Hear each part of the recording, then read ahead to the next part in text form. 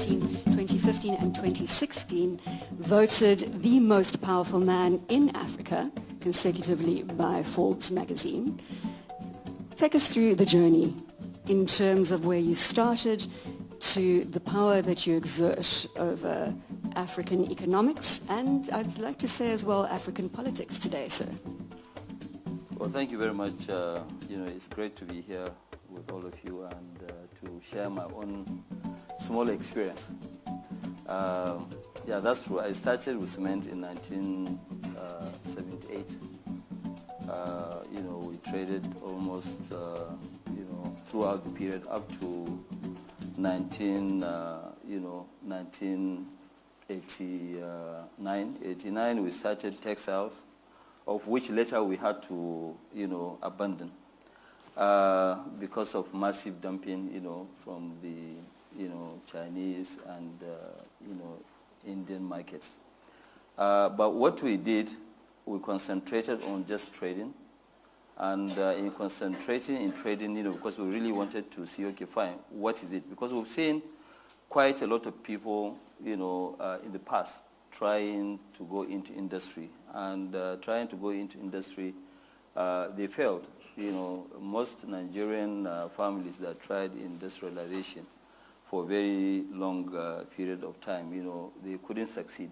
And we really wanted to know, okay, fine, what was the reason?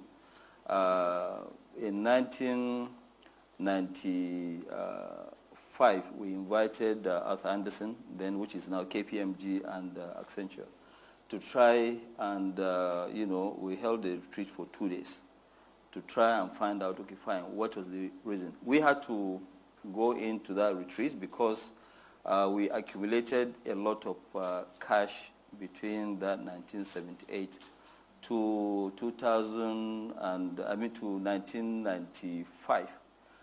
Reason being that we got to a point where we couldn't turn around our money over and over. There was just a limited amount that you could bring into Nigeria, and we're only trading then in Nigeria. So we decided that, okay, fine, look, we've actually reached end of the road. The only way for us is to industrialize, where we can now deploy more of our capital into industrialization. But then we're scared because we've seen a lot of companies that tried industrialization, they failed. And we wanted to know why. So we had this retreat led by Arthur Andersen, and two things came out clearly. The reasons why people have actually failed. There are two areas. One is lack of electricity power, shortage in Nigeria. And just to elaborate on that, I used the stat yesterday, but 623 million Africans still do not have access to electricity. That is half the population. That's true. So with that, we can go on and on. There are so many examples. If you look at it from the state that I came from, we have a population of about 23 million, and we're only having 40 megawatts of power. Wow. So almost everybody is a power producer, when you look at that. So with that now we realize that, yes, we had so much, because... sorry, I interrupted your train of thought there. You said the first issue was lack of electricity, and the second issue, right. So the second issue was inconsistency in government policies. Because you wake up in the morning, the government will change the regulation. Meanwhile, you had already invested. So it does not really give you that courage of even investing long term. So what we decided to do was say, okay, fine, can we sort out the electricity first and also try to see how do we mitigate the inconsistencies in government policies. That one we don't have any control over, but the only way for us is to remain friendly with any government coming in and also explaining things and also the benefit they're going to get. Because if you look at it today, in all our businesses that we don't, we've finished our tax holiday. Government actually earns more money than us, the owners, when you look at it. Because the taxes are high, you pay different sort of taxes. So we decided that, okay, fine, let us now go ahead and we want to be bold. But then how are we going to become successful? Are we going to now start afresh?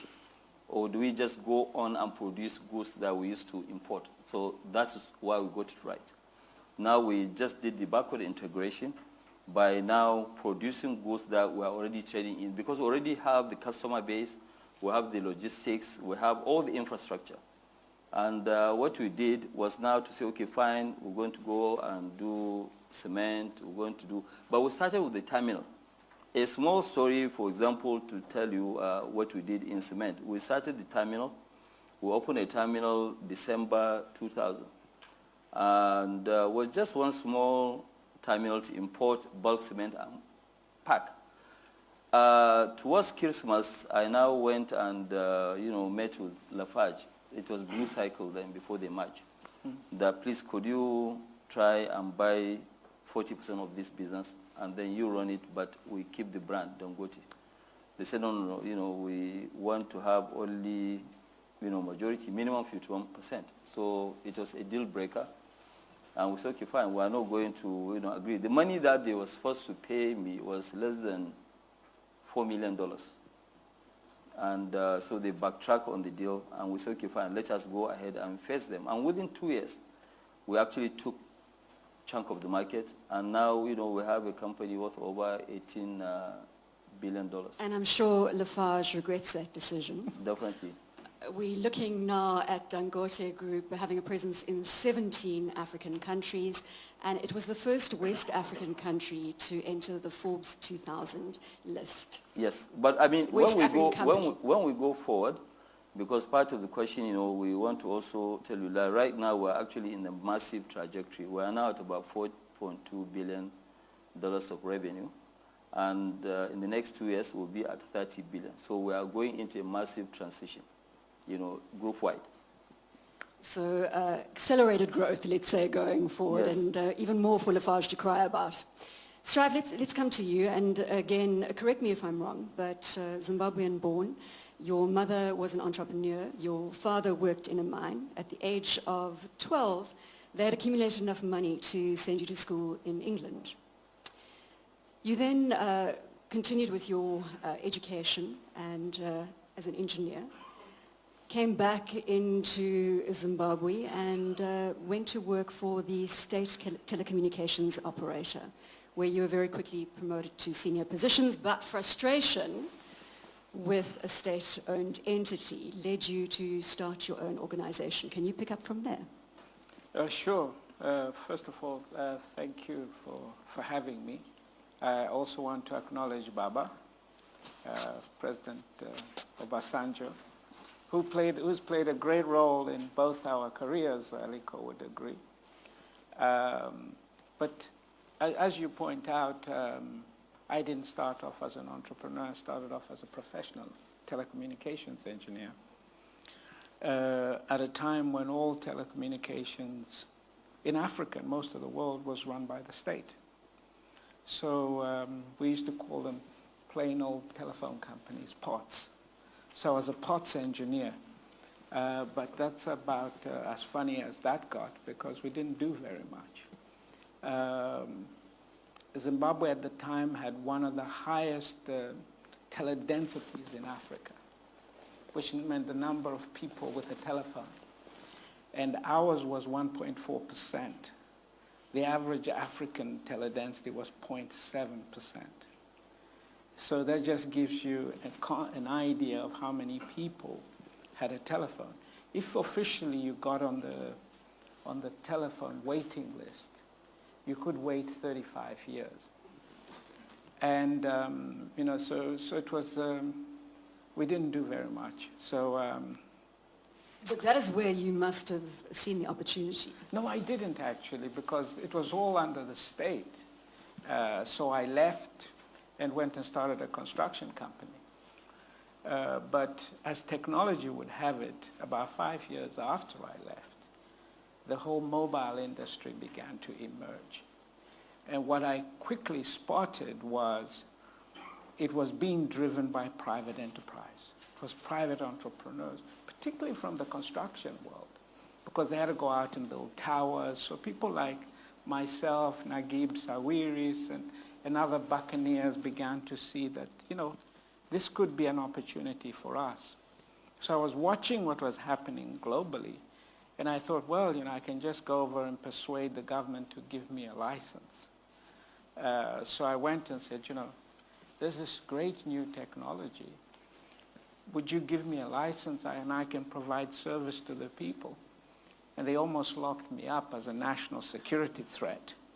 They said, you can't run telephone. This is about the state and our ability to monitor and control people. So we won't allow you to do it. So You're a persona non grata. So not quite at that point, because they hadn't realized I could cause quite a bit of trouble. Because I then sued them, which had never been done. I hear the former president was not very amused when he heard that this little Turk was taking him to the Constitutional Court to challenge the premise of why you should have a monopoly in telecommunications. And I did it under a provision in our Constitution on the freedom of expression. I said, if 75% of the people have never even heard a telephone ringing, why do you have a monopoly? You must open it up so we can provide service to the people. And so it took 5 years before the Constitutional Court, and I brought down the monopoly. The court ruled that the monopoly was illegal. So then I was persona non grata. Then you were persona non grata, but I want to also throw out the stat that the teledensity went from when you started 0.75% to 75% teledensity today across the African continent. Yes, of course, and in 20 Zimbabwe years. it's 120%. I'm not sure how the statisticians So work I that don't know out. how that works out, but it just means that, you know, more people, some people have more than one phone. So obviously, a lot of us got involved. You know, it became one of the great phenomenon. And of course, I ended up in Nigeria, courtesy of President Obasanjo. And we went there to get the revolution going. So it was a great revolution. 25 years on, you know, 75% of the African people own a phone. Often when we have great entrepreneurs on the stage, I don't think we go to this question quickly enough, and that is lessons learned, mistakes made. And Aliko, this is not the first time that I am asking you this question, but perhaps for our audience here today, again, if we're talking about establishing great businesses, there are those who say that you don't succeed if you haven't failed at least once or twice. Well, I think mostly when you look at it, it depends on the government policies.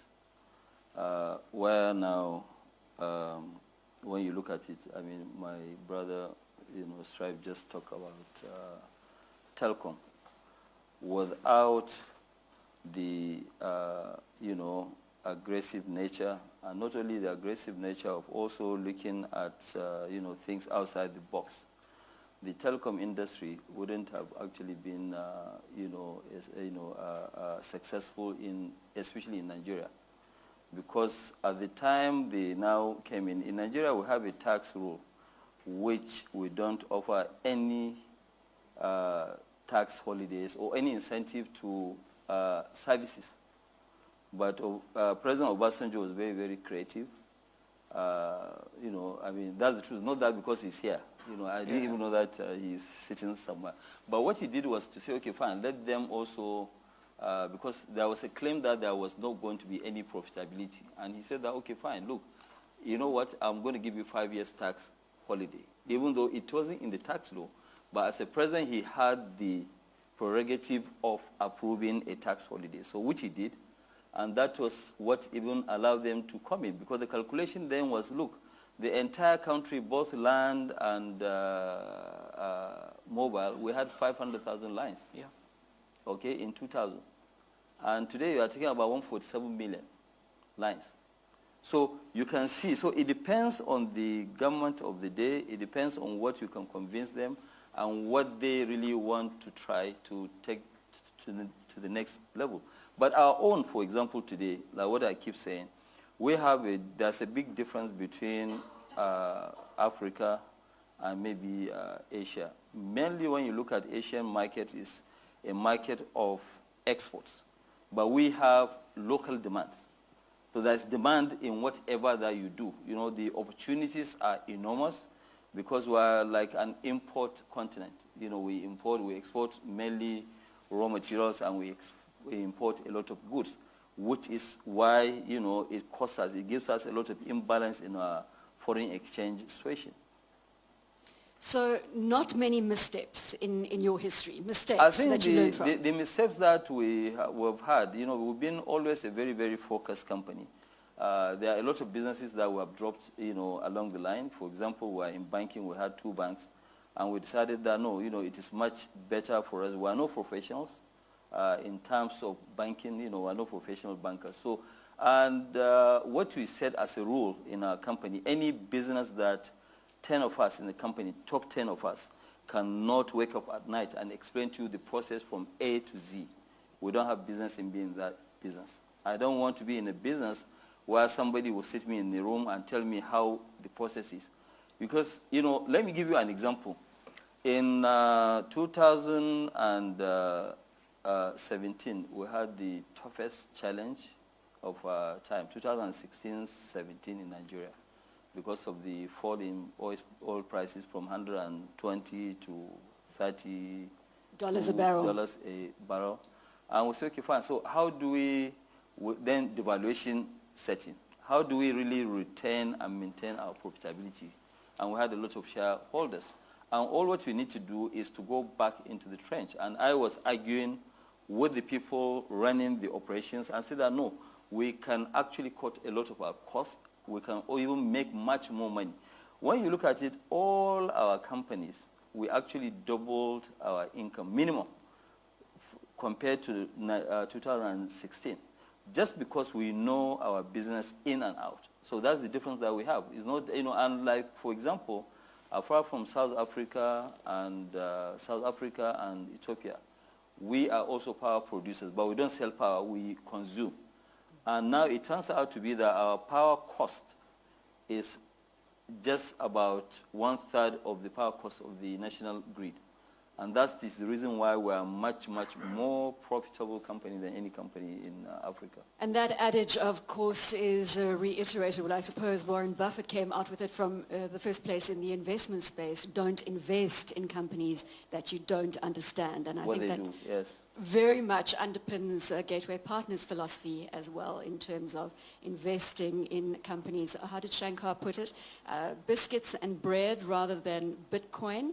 And the other element was cement and caviar. Not caviar. Cement rather than caviar. So there we go. Strive, let's pick up on that issue that I said about mistakes being made and learning from them. There were a lot of people in this room yesterday who didn't hear or weren't here yesterday and didn't hear about your Nigerian experience, which is well documented, but I think it's very important that we have that shared commonality with Nigeria. And your first experience wasn't a positive one, although President Obasanjo, we will have the pleasure of speaking to you later, sir. And again, your policies were much celebrated over the 2 terms that you were president in Nigeria. Sure. Well, look, you know, my brother comes from the biggest African country, and I come from one of the smallest. So one of the first things you realize when you come from a small country is that you're not going to grow very big unless you leave. So you can achieve a lot in Nigeria without ever stepping out of Nigeria. But and I know you'll understand this from Singapore, you got to quickly start looking beyond your own borders. And in my case, of course, I also didn't need a lot of encouragement because I was literally booted out. So I left Zimbabwe in 2000. And actually, I haven't had an opportunity to get back since. I've been quite busy. So I moved to South Africa. And I began to, from South Africa, to look at how do I get into the rest of Africa. And you've got to bear in mind that we don't do much intra-trade between ourselves as Africans, which is a major issue. I think it's at about 14%, we're depending about on what stat. 16%, up 2%. Intra-trade compared to what in Asia you are 48-50% intra-trade. So it was not common for Africans to begin to look for opportunities within Africa as Africans. It was almost quite exotic. People were more used to seeing Germans and Italians pitched up. Yeah. When Nigerians and Zimbabweans pitched up, our own people thought we were crooks. Or they would say, you know, what's wrong with your own country? I remember being asked that at the border post, you know, why are you here? I'm come to invest. What's wrong with your own country? You know, so it was difficult in the sense to be. I didn't realize how difficult it would be for us to go out to other African countries and look for opportunities. We also didn't have access to capital because our capital doesn't move. So we can't invest from one country to another, except if you're South Africans. So you may have the capacity in one place to do something, but when you arrive in another country, that capacity isn't available to you. You're literally having to start again. No, you're right. There are also some reasons when you look at it. Correct. Because we as Africans, because it's not normal. Yes. And you're right. This thing you mentioned, when I went with former President Obasanjo, he left office. 10 days later, we went to Tanzania. And when I went to Tanzania and announced an investment of $400 million to build a cement plant, they say, okay, these Nigerian crooks, they have come again. So they never really believed that, yes, an African will invest in Africa. I mean, if you look at it today, our investment in South Africa or in Tanzania were actually the biggest African investors. But there is quite a lot of areas that we have to look at. If you look at it, majority of those areas, they've been controlled over 40, 50 years by foreigners. That's right. By mainly Europeans. So when you go in there, they will do whatever it takes. Most countries that we've actually gone to, we've ended up to the Supreme Court. That's right. So there's still an element of suspicion. Oh yeah, there is, of course. I mean, but you just have to be very, very strategic of how you handle the, situation. But you get there. I mean, we've had issues when we are going in, but now most of the countries that we have entered actually we've been number one. But they will give you a long run. It's still not an easy process. No, it's not. He's right. It's very, very difficult because there are people that they've been there. I mean, for example, I don't want to mention the name of a country, but there's a country we wanted to do our cement. The chairman of the company, still is the Minister of Finance. So Minister of Finance is the one that will issue all our incentives and whatever. But we still went ahead. I met the president during the time when Obama arranged this meeting with Africa, and the president called me by the side and said, okay, are you the same Dangote? I said, yes. He said, well, you are a real fighter, and I think you should carry on fighting. But he couldn't come out and say it in his own country. Well, there's synergy there, because you were a fighter when it came to Nigeria. Sure. Can you quickly fast track to the end of that story? You head-tailed out of there, but it took you 10 years. You paid $285 million for a telecommunications license. And then you were presented with a bribe, which you refused to pay, of $4 million by the governor, who threatened to throw you out if you didn't pay it. Well, he pretty much did. So, you take those kind of threats pretty seriously. Somebody's got a couple of guns at his disposal. So I did leave. I'm not going to fight with guns. So,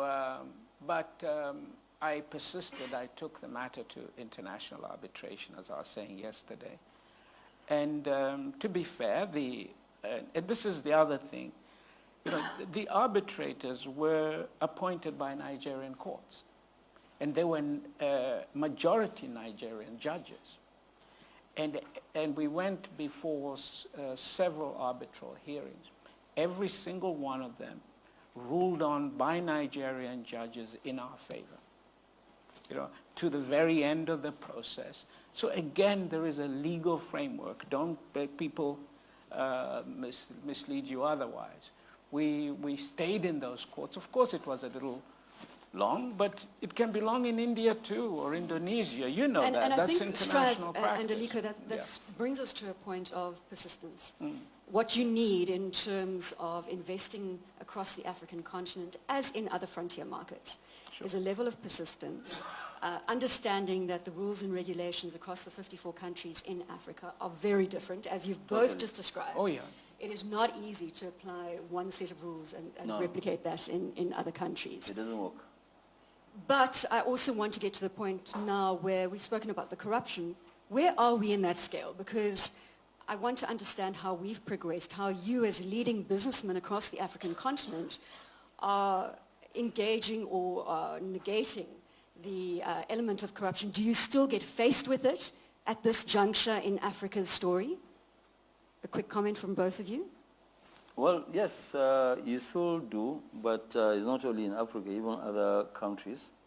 The only thing is that you just have to learn to say no. You know, I mean, once you say no and somebody knows that, yes, you are not going to give that. It might take you longer to get things done, you know, because you are not going to agree to, you know, pay. Because especially, you know, the kind of companies that both myself and my brother Strive that we run, you can't really be involved in giving anybody, you know, bribe. What we always do is that we don't even go and ask governments to give us anything outside what they normally do. We look for sectoral incentives, so which means that anybody who's going to invest in that sector, he's entitled to it. You know, they're not going to do anything special, you know, to you. So if they are not going to do anything special to you, then you actually don't need to give anybody bribe to do, you know, anything at all. So, but there are other countries. I mean, to be really fair, most of the countries that we went to, you know, to establish our businesses outside Nigeria, only one country that actually, you know, somebody asked us for a, you know, a bribe, a minister. So the situation has improved dramatically. It has improved. Strive? Oh yeah, it has improved dramatically, really. I mean, even the minister who asked me for a bribe, I reported him to the president. I said that, look, this guy asked me for money. So that next time when I'm coming into the country, I should bring, you know, a briefcase full of dollars. And I reported the case to the president, you know, but we still didn't do the business there. Strive, your experience? Oh yeah, look, I'm actually sometimes stunned by just how dramatically the business environment has improved in Africa. It has really, really improved. It is much easier to do business. Look, corruption is there, but it's found all over the world. And we've got to fight it. Like I fought it in Nigeria, and the official involved, you know, served a prison sentence. And so you've got to fight. Corruption takes two people. It's two parties. If you yourself decide you're not going to pay, that's it. It requires two.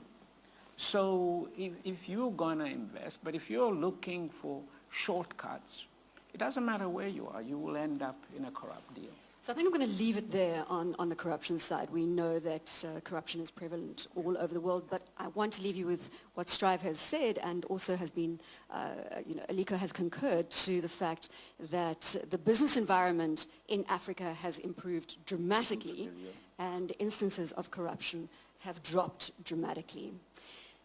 Aliko, in the beginning, you said that it was Arthur Anderson that had done the survey, then it had turned to KPMG, obviously, and said that inconsistency of government policies and lack of energy were the two biggest challenges for businesses, and actually led to a number of failures in the business space. Let's talk about those two today, because again, in building a long-term business across Africa, these are two challenges that have not gone away, or have they? Let's start with the consistency of government policy. We have seen many transitions happening in the political space across Africa. As corruption is dissipating, are we seeing more political stability and consistency of policy, Strive? Let me start with the power thing. That statistic that you shared, by the way, President Obasanjo myself and Aliko, working as what is called the Africa Progress Panel, were the people behind that report that produced that study. Chaired by Kofi Annan at the time. That's right, and the state of power in Africa. And it just shows you one of the things that we try to do, which is that as business leaders, we realize that if the environment is going to change, we cannot just be totally focused on our businesses. We have to be going out there, engaging the leaders. Because as President Obasanjo said sometimes, it's not that leaders want to be cynical. They just don't yet know what is required to make the environment a success, how we are supposed to work together. Africa is a huge continent. Okay, it looks like it's easy to see Africa as one landmass. Okay, but don't forget, this is like you guys looking at Asia from Laos to China to Vietnam to Singapore as if it were one country. And throw in there Myanmar and Pakistan and Burma and well, I've repeated Myanmar and Burma as two countries, but it's one. So, but you got to realize we have exactly the same issues. The development levels are different. The political issues are different. I'm surprised sometimes just that actually it's much more integrated than it sometimes looks. So what we are working towards is to create one market, push for greater consciousness that if we work together as a continent, there are more benefits. And including power benefits, and perhaps also Correct. just bringing the African Union's recent free trade agreement. Obviously the African Union now chaired by President Paul Kagame, President of Rwanda, the Republic of Rwanda. 44 African countries signatories to the Treaty of the One Trade Agreement. So yes, we are making progress in that regard. We can leverage power resources across the continent as well, start leveraging off one another's strive? Sure. I think what power needs is the sort of boldness that we saw on the telecommunications sector. If what President Obasanjo was prepared to do on telecommunications were done in Nigeria around the way to bring the incentives for the private sector to come and build power. With so little power, what risk are you taking by letting us have a shot? We can fix this power thing. It's not beyond us. But it's about the policies of accepting that the private sector could be your power providers or your water providers or your sanitation providers. It happens around the rest of the world. Well, Aliko and I, he's a cement guy and I'm a telecom. We may not be the guys to do it, but believe you me, there are young Alikos and young Strive Masiwas out there ready for the challenge to fix power. And it could be completely transformative. Oh, At the World Economic Forum, we use that term leapfrog all the time. You will have both and heard the it. technology is there. We may do it with So let's pause renewables. power, the stability. Yes. Yeah. Okay. You want to finish there? Go ahead. No, I say if it makes sense, obviously, we can transform power. It's not really something very, very difficult. The infrastructure is there. And we don't really have to have one, we don't have to have one single power where, because sometimes people talk about Inga and they produce this, but we have to also look at the issues about running the infrastructure. Most countries, they can produce their own power, some solar, some coal, some, it depends on really what you want to do. But fixing power, I think if there are the right incentives and there are the right regulation, Africa can get out of their issues in the next 10 years. Again, entrepreneurship and the success of entrepreneurship across the African continent is going to be reliant on the power resource. So hopefully we'll see that progress. Well, it has to happen because I can assure you that future elections will depend on what kind of power you deliver. You don't deliver power, you don't get re-elected. So, and power is very, very necessary. It's not something, it's not a luxury. we need to get that to empower our own population. I am going to almost move out of the Facebook live broadcast and then go back to Chatham House rules, but I want to close out on the consistency of government policies. As you highlighted in the beginning, that's one of the biggest challenges you have faced in building a sustainable business across Africa. Is it improving? I think it has improved dramatically. It has actually improved quite a lot. There is more clarity right now, and part of the excitement of doing business is that when you wake up, there's also something new, not something very damaging. So we also put that mitigants, in the business, calculation. If now, for example, I'm going to do business, I will take the worst case scenario and I go ahead with it. If it doesn't pay, I'm not going to go into it. But right now, there is more consistency.